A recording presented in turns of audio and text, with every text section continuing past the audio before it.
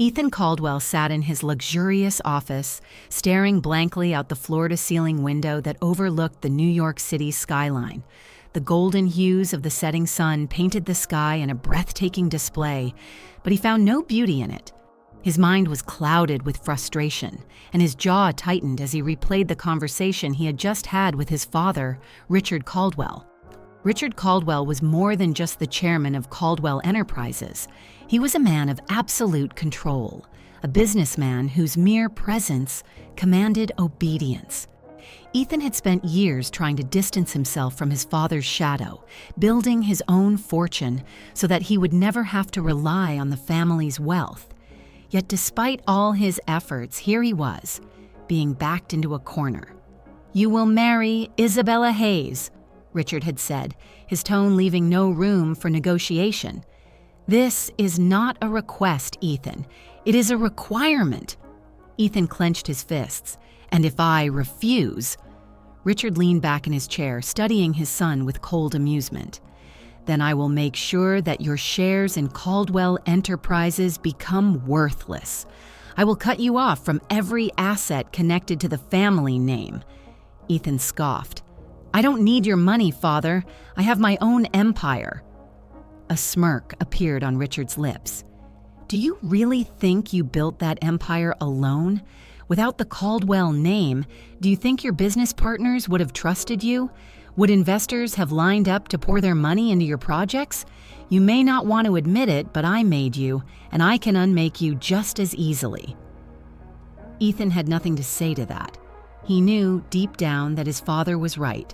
While he had worked hard to establish himself, the doors that had opened for him in the business world were largely due to his last name. If Richard Caldwell wanted to, he could destroy Ethan's reputation with a single phone call. "And what about Isabella?" Ethan had asked, his voice dripping with disdain. "Does she even want this marriage?" Richard waved a hand dismissively. "She understands her role. The Hayes family is on the verge of bankruptcy. Henry Hayes has no choice but to agree to this arrangement if he wants to save his company. Isabella will do as her father instructs." Ethan exhaled sharply, his frustration mounting. He had met Isabella Hayes a handful of times at charity events and business galas. She was undeniably beautiful, tall and graceful, with piercing green eyes and an air of quiet confidence. But beauty meant nothing to Ethan when it came packaged with manipulation and greed. She must be thrilled about this arrangement, he thought bitterly. A desperate woman from a failing family securing her future by marrying a billionaire. The thought made him sick, but in the end, he had no choice. The wedding was a grand affair, held at an exclusive private estate on the outskirts of the city. Every detail was meticulously planned, from the extravagant floral arrangements to the Michelin-starred catering.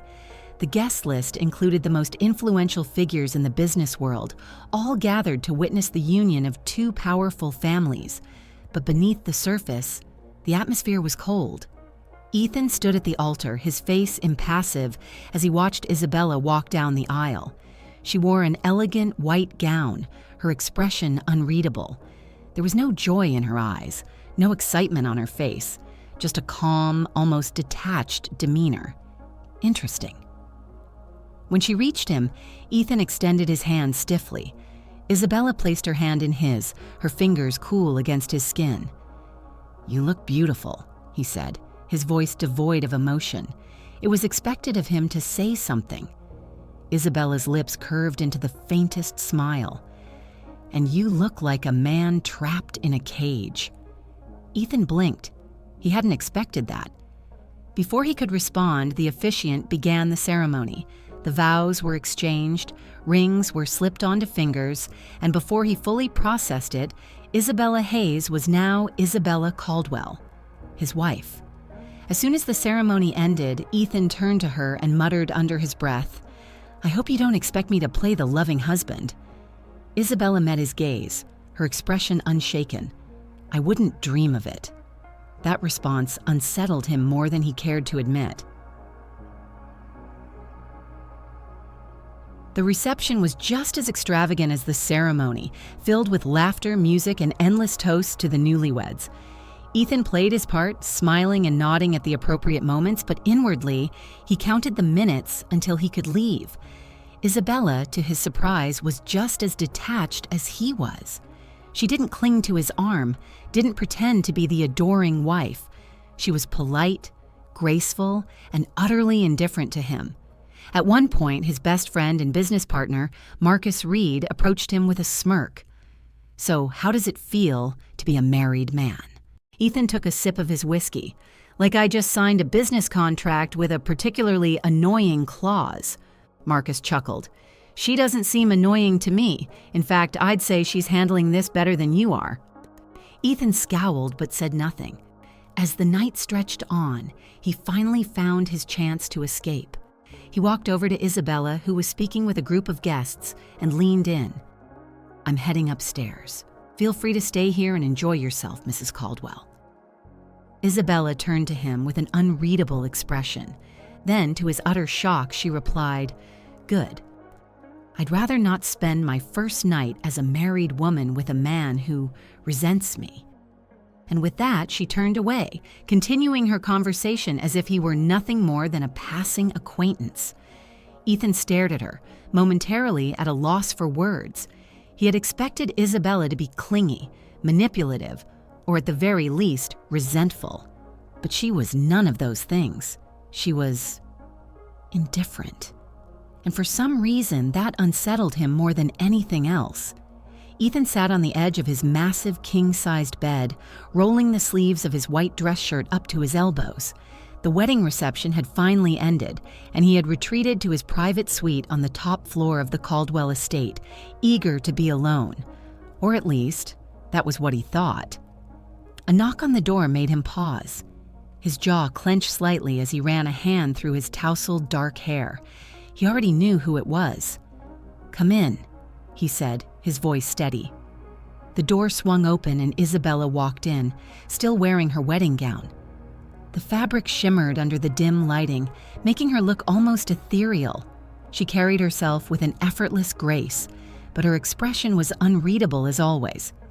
Ethan leaned back against the headboard and crossed his arms. "To what do I owe this honor, Mrs. Caldwell?" he asked, his tone dripping with sarcasm. Isabella arched a brow. "Relax, Ethan. I'm not here to seduce you." Her words were so blunt that he let out a surprised chuckle. "Then why are you here?" She let out a small sigh and glanced around the room before walking toward the window. The city lights illuminated her face as she stared out, lost in thought. "We need to talk," she finally said. Ethan frowned. "Talk? About what?" "We both know what this is. A business transaction arranged by our families. I'm not expecting you to play the devoted wife, and I hope you're not expecting me to be the loving husband." She turned to face him, her green eyes unreadable. "I know, but if we're going to be stuck in this marriage, we should at least set some rules." Ethan studied her for a moment, intrigued despite himself. "Rules?" Isabella nodded. "Yes. Boundaries. I don't want to live in a house filled with tension, and I'm sure you don't either. So let's make things clear from the start." Ethan smirked and leaned forward slightly. "All right, I'm listening. What do you propose?" Isabella took a deep breath before speaking. "Rule number 1. We will not interfere in each other's personal lives. You do whatever you want, and I'll do the same. I won't ask questions, and neither will you." Ethan tilted his head. "Fair enough. What else?" "Rule number 2. We will keep up appearances in public. Our families are watching, and I refuse to be the woman pitied by the media." He chuckled. Of course. Wouldn't want to damage your precious image." She shot him a sharp look. "I don't care about my image, Ethan, but I do care about my father. If people think our marriage is a disaster, it will only hurt him more. I won't let that happen." Ethan's smirk faltered slightly. He hadn't considered that. "Fine," he muttered. "Anything else?" Isabella hesitated before continuing. "Rule number 3, no emotional involvement, ever. This is a contract, not a love story." Something about the way she said it made Ethan pause. She was so adamant, so determined, as if she were protecting herself from something. He could have easily agreed. After all, that was what he wanted, wasn't it? A cold, distant arrangement with no emotional ties. But for some reason, he found himself asking, why is that rule so important to you? Isabella's expression remained neutral, but her fingers subtly clenched against the fabric of her dress. Because emotions complicate things, and I don't need complications. Ethan observed her carefully, his curiosity piqued. Finally, he nodded. All right, Isabella, I'll agree to your rules, but I have one of my own. She raised an eyebrow. Which is? He stood up and walked toward her, stopping just a few feet away. If you ever need something, really need something, just ask. No games, no pretending. Deal? For the first time that night, something flickered in Isabella's eyes. Surprise. After a moment, she nodded. Deal. They stood in silence for a few seconds before Isabella turned toward the door. I'll be taking the room next door. Good night, Ethan. And with that, she walked out, leaving Ethan staring after her, more intrigued than he had been in a long time. The days that followed were surprisingly easy. Ethan had expected constant tension, but Isabella kept to her word. She never pried into his business affairs, never questioned where he went or who he was with. In return, he did the same for her. They attended social events together, playing the role of the perfect couple in front of the public, but behind closed doors, they lived separate lives. Yet, something had changed. Ethan found himself watching her more often than he should. It wasn't intentional, at least that's what he told himself. But he noticed things about her that he hadn't before. Like how she always carried a small leather notebook, writing in it whenever she thought no one was looking. Or how she preferred black coffee in the morning, but added a touch of honey when she thought no one was paying attention. Or how, despite her calm and composed exterior, she had moments where she seemed lost. He didn't know why he cared, but he did. One evening, Ethan returned home late from a business meeting. He had expected the house to be quiet, but as he stepped into the dimly lit living room, he heard the soft sound of piano music. Curious, he followed the sound. There, sitting at the grand piano, was Isabella. She hadn't noticed him yet, her fingers moving effortlessly across the keys, playing a melody that was both haunting and beautiful. Ethan had never seen her like this before, unguarded, lost in the music. He leaned against the doorway, watching silently. After a few moments, she finished and sat still, her hands resting on the keys. You play, he finally said. Isabella startled slightly, turning to face him. I didn't know you were home. Ethan walked closer. That was impressive. Where did you learn? She hesitated before answering. My mother taught me. Before she passed away. Ethan felt a strange pang in his chest. He had lost his mother, too, years ago. For the first time since their marriage, he saw something in Isabella beyond the cold exterior she presented to the world, and for reasons he didn't fully understand, he wanted to know more. He wanted to know her. Ethan wasn't sure when things started to shift, but he knew that Isabella Hayes, or rather Isabella Caldwell, was nothing like he had imagined. He had entered this marriage convinced that she was just another woman who wanted wealth and status, someone desperate enough to agree to an arranged marriage for the sake of power. But the more he observed her, the more he realized that Isabella didn't care about any of that, and that bothered him more than it should. Weeks had passed since the wedding, and Ethan found himself drawn into a peculiar routine with Isabella. In public, they were the perfect couple, smiling at charity galas, attending business events together, and fooling the world into believing that their marriage was one of mutual devotion. But behind closed doors, they were nothing more than strangers sharing a house. Isabella kept herself busy with her own affairs. She spent time in the library, in the music room, or out in the garden, often scribbling in that small leather notebook she always carried. Ethan had never asked what she wrote in it, and yet he couldn't stop himself from wondering. One evening, as they prepared for yet another event, Ethan watched Isabella through the mirror as she fastened the clasp of her diamond necklace. She was breathtaking, as always, dressed in an elegant navy gown that hugged her figure in all the right ways. But it was her eyes that held him captive. Calm, detached, almost as if she had accepted this marriage as nothing more than an obligation she had to endure. That realization left a bitter taste in his mouth. "You don't have to try so hard, you know," Ethan said, adjusting the cufflinks of his tuxedo. Isabella met his gaze in the mirror. "Try so hard at what?" "At pretending you're fine with all of this." She turned to face him, her expression unreadable. "I don't pretend, Ethan. I accepted my reality a long time ago." There was something in the way she said it, something that made Ethan feel like she had been forced into this marriage just as much as he had. And for the first time, he considered the possibility that Isabella was not the gold digger he had once assumed. It was late one evening when Ethan found himself standing outside Isabella's private study. He'd come home from work expecting to find her in her usual spots, but she wasn't in the library, or the garden, or the piano room. Instead, the faint glow of a lamp spilled from the small gap beneath her study door. Curiosity got the better of him. He knocked lightly. "Isabella?" There was a pause, then the sound of papers rustling. "Come in." He pushed open the door and stepped inside. The room was cozy, lined with bookshelves and decorated in soft, neutral tones. A small fireplace crackled in the corner, casting flickering shadows across the walls. Isabella sat at her desk, her leather notebook open in front of her, but the moment Ethan entered, she closed it. "Working on something?" he asked casually, leaning against the doorway. She hesitated before replying. "Just some notes.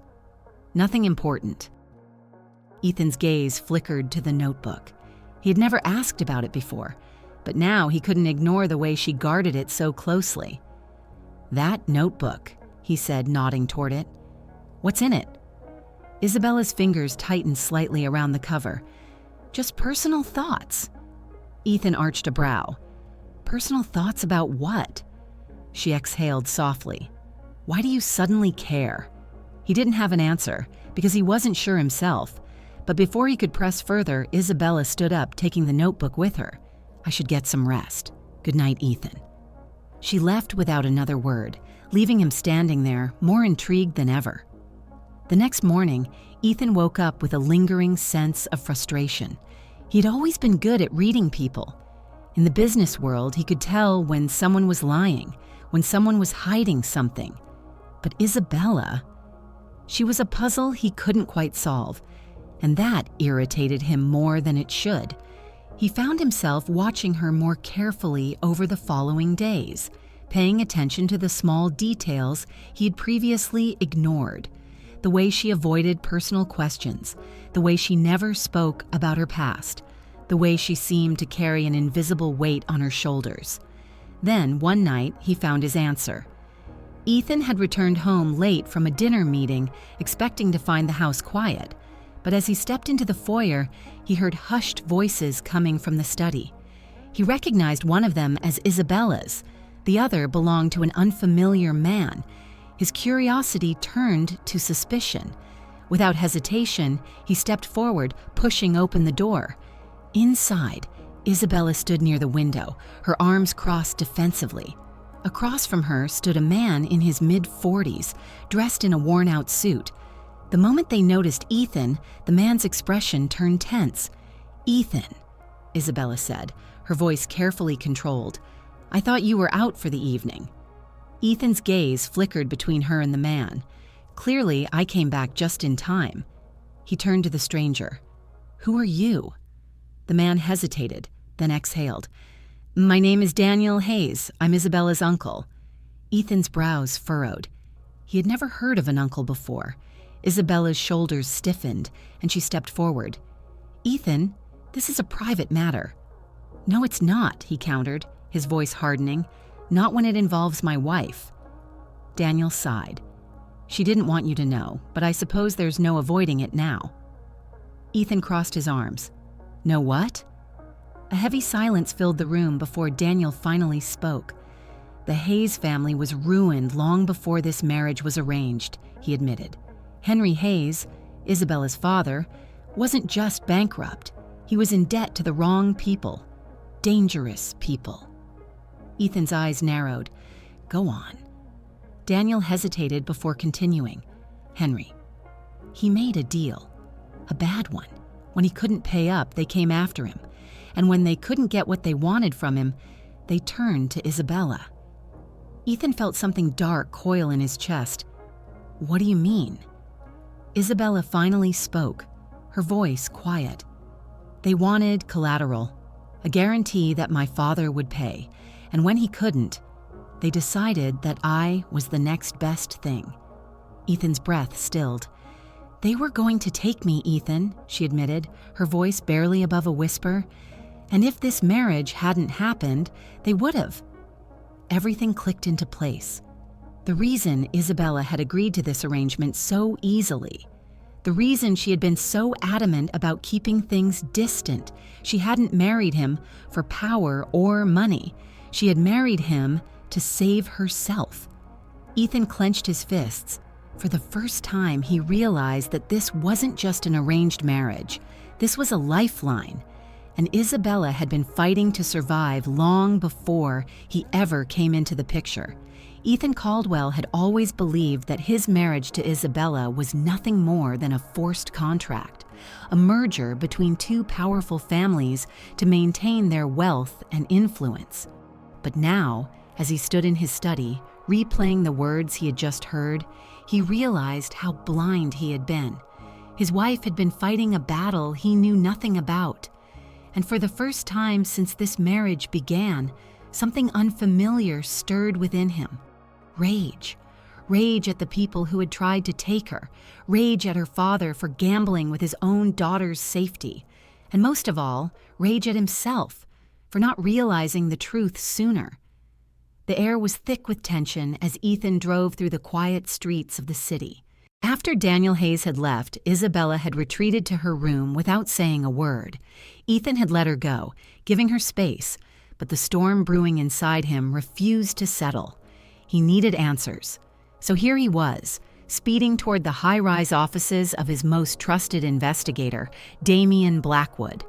The moment he stepped into the dimly lit office, Damian glanced up from his desk, a knowing smirk tugging at the corner of his lips. Ethan Caldwell, to what do I owe the pleasure? Ethan didn't waste time. I need you to dig into the Hayes family. Everything. Their financial records, their debts, and most importantly, the people they owe money to. Damian raised an eyebrow. This sudden interest wouldn't have anything to do with your lovely wife, would it? Ethan's jaw tightened. Just do it. Damian chuckled. All right. Give me 24 hours. Ethan nodded and left without another word. He wasn't sure why he felt such urgency, but deep down, he knew. Isabella might not have asked for his protection, but now that he knew the truth, he was going to give it to her anyway. When Ethan returned home, the mansion was quiet. He made his way upstairs, pausing outside Isabella's bedroom door. He had expected her to be asleep, but the soft glow of a bedside lamp spilled beneath the door frame. After a brief hesitation, he knocked. Come in, her voice called out softly. Ethan pushed the door open. Isabella sat curled up on the window seat, dressed in a silk robe, her long auburn hair cascading over her shoulders. She was staring out at the city skyline, her expression unreadable. Couldn't sleep? He asked, closing the door behind him. She let out a quiet sigh. Number too many thoughts. Ethan studied her carefully before speaking. Why didn't you tell me? She didn't turn to face him. Because it wasn't your problem. His jaw clenched. You're my wife. That makes it my problem. A bitter smile ghosted her lips. You didn't marry me out of love, Ethan. You married me because our families forced you to. I wasn't about to burden you with my past on top of that. Ethan stepped closer, his voice low. Isabella, listen to me. I don't care how this marriage started. The fact is, I won't stand by while someone threatens what's mine." Her eyes finally met his, a flicker of emotion crossing her face. "Yours?" she repeated softly. Ethan wasn't sure why he had said it like that, but the moment the words left his mouth, he knew they were true. "Yes," he said, his voice firm. "Mine." They stared at each other for what felt like an eternity. Then, without warning, Isabella let out a quiet laugh, soft, almost disbelieving. "You're a complicated man, Ethan Caldwell," she murmured. He smirked. "You have no idea." For the first time, the tension between them didn't feel so unbearable. And for the first time, Ethan realized that maybe, just maybe, this marriage wasn't the prison he had once believed it to be. The next day, Ethan sat in his office waiting for Damien's call. When his phone finally rang, he answered immediately. "Tell me what you found." Damien exhaled. "It's worse than you think." Henry Hayes was in deep with a man named Vincent Moreno. Moreno runs an underground network, loans, extortion, the works. When Hayes couldn't pay up, Moreno set his sights on Isabella as leverage. Ethan's grip on his phone tightened. "And now?" Damien hesitated. "Moreno hasn't forgotten about her. Just because she married you doesn't mean he's given up. Word is, he's still watching, waiting for an opportunity."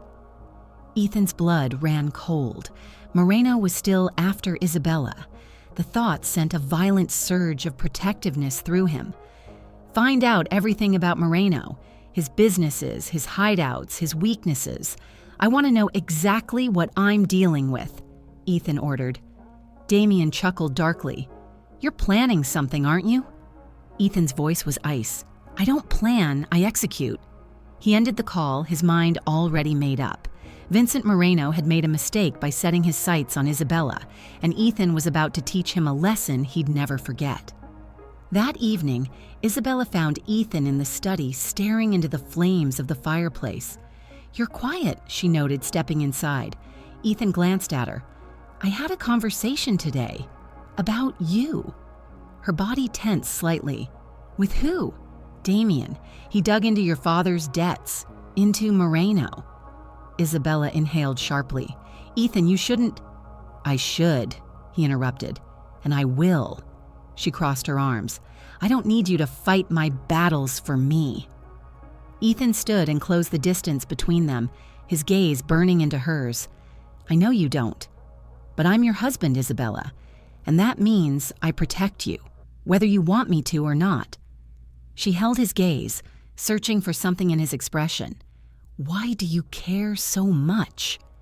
He could have given her 100 different answers, but instead he said the only one that mattered. "Because you're mine." Her breath hitched. For the first time, Isabella didn't argue, and for the first time, Ethan realized that this wasn't just about protecting his wife. This was about something more, something deeper, something he wasn't ready to name just yet. But one thing was certain. Vincent Moreno had made a dangerous enemy, and Ethan Caldwell wasn't a man who lost.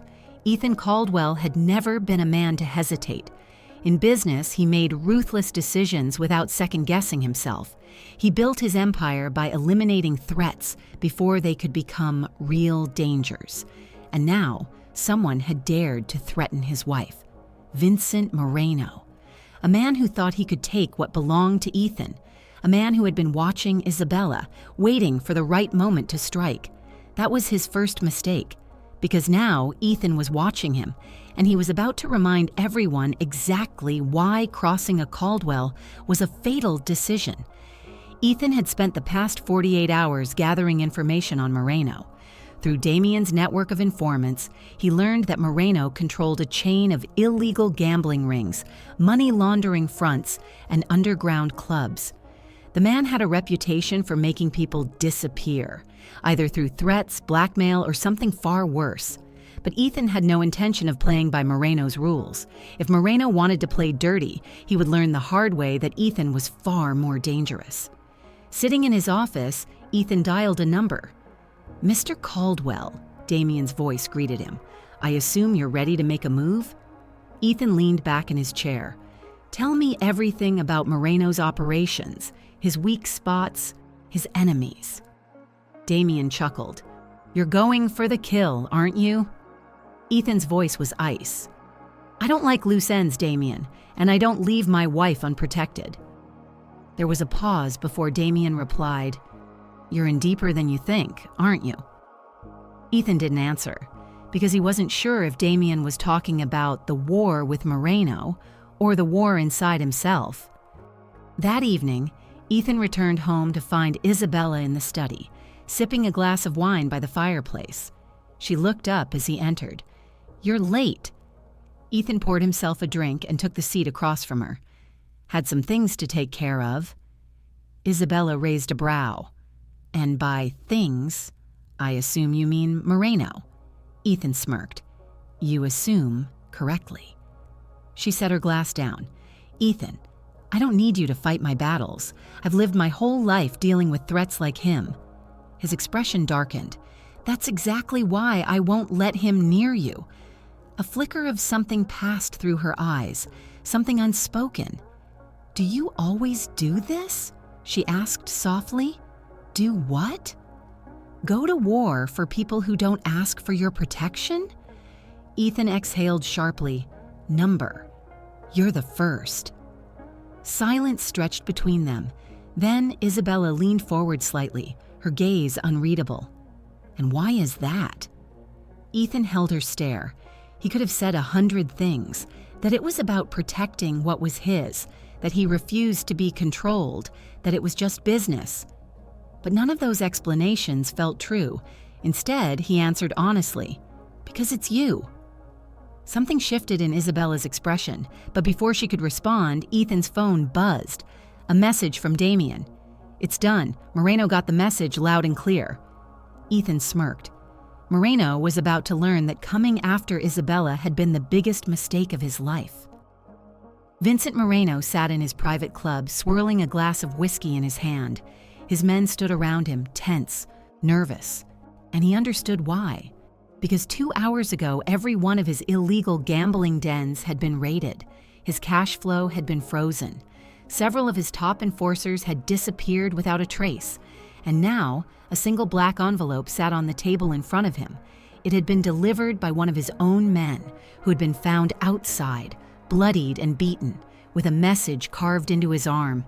"Stay away from Isabella Caldwell." Moreno picked up the envelope and slid out the single sheet of paper inside. A simple note. "You went after the wrong woman. Now I'm coming for you." E.C. Moreno clenched his jaw. He had underestimated Ethan Caldwell, and now he was paying the price. Ethan returned home well past midnight, his body humming with adrenaline. As he entered the mansion, he saw a familiar figure standing on the balcony outside their bedroom. Isabella. She was wrapped in a silk robe, her hair flowing in the night breeze, staring up at the sky. Ethan walked over and leaned against the railing beside her. "Can't sleep?" She didn't look at him. "Too many thoughts." He studied her for a moment. "It's over. Moreno won't touch you again." She let out a slow breath. "I never asked you to do that for me." "I know." She finally turned to face him. "Then why did you—" Ethan could have given her the same answer he had given Damien, but this time he didn't hesitate. "Because you're my wife, Isabella." Her breath caught. Ethan reached out, gently brushing a stray strand of hair behind her ear. His fingers lingered against her skin. "This marriage might not have started with love," he admitted, "but that doesn't mean I won't fight for you." Her lips parted slightly, surprise flickering in her eyes. "Ethan," she whispered. He stepped closer. Close enough to feel her warmth. Close enough to see the way her heartbeat fluttered at the base of her throat. "Tell me to stop," he murmured. But she didn't. Instead, she closed the distance between them, her lips meeting his in a slow, searing kiss. And in that moment, Ethan knew. This wasn't just about protection. It wasn't just about power. He had fallen for the woman he was never supposed to love. And there was no turning back. Ethan Caldwell had never been the kind of man who believed in fate. His life was built on strategy, control, and power. Love? That was never part of his plan. Yet as he stood on the balcony with Isabella in his arms, her lips still lingering against his, he realized something undeniable. This woman, his wife, had become something far more important than a business deal or an obligation.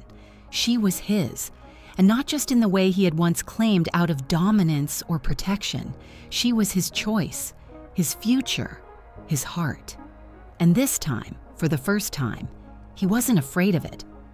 The next morning, Isabella awoke to the scent of fresh coffee and something she had never expected to see. Ethan still in bed beside her. His arm was draped over her waist, his breathing deep and steady. For weeks, she had grown used to their silent routine. They would share a home, a name, and sometimes a table, but never intimacy. But now, everything had changed. She turned slightly, watching the way the morning light softened his sharp features. He looked peaceful, unburdened, and something inside her melted.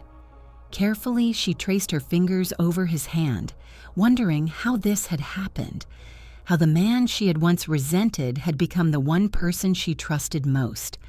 As if sensing her thoughts, Ethan stirred. His grip around her waist tightened slightly before his eyes blinked open. He looked at her, and for the first time there was no guarded expression, no walls, just him. "Morning," he murmured, his voice rough with sleep. She smiled. "Morning." For a moment they just stared at each other, the weight of everything unspoken between them. Then Ethan brushed a strand of hair from her face. "Regrets?" Isabella shook her head. "Number you." His lips curled into a slow smirk. "Not a single one." And just like that, whatever fragile thing had started between them became real. Over the next few days, things between them changed in ways neither of them had expected. Ethan, the man who had once avoided emotional attachments, now found himself drawn to Isabella in ways that went beyond obligation. She was no longer just the woman he had married out of duty.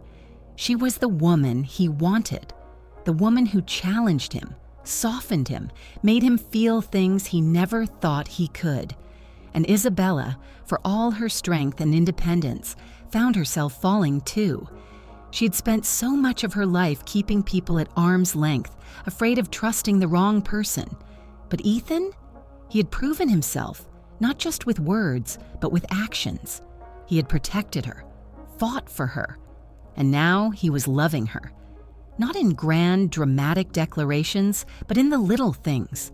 In the way he reached for her hand absent-mindedly, in the way he pulled her closer at night as if afraid she'd disappear, in the way he looked at her as if she was the only thing that had ever made sense.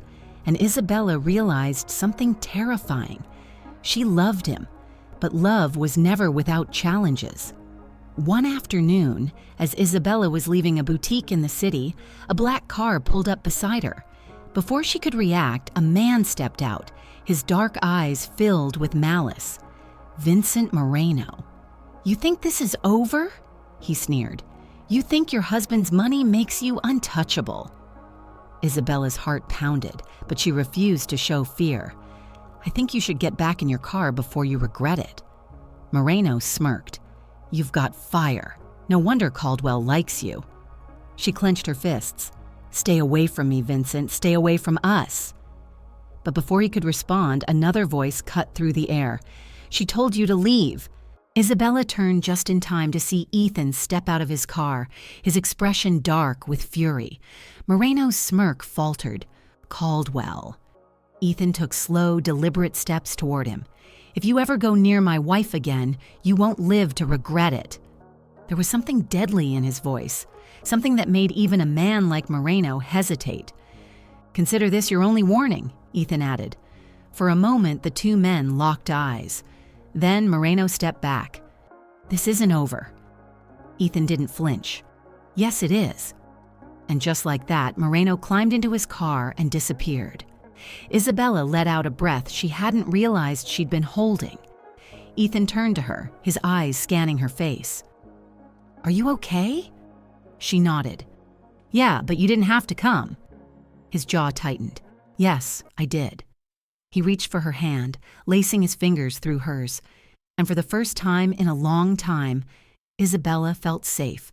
Not because of his power, not because of his name, but because he was Ethan, and he was hers.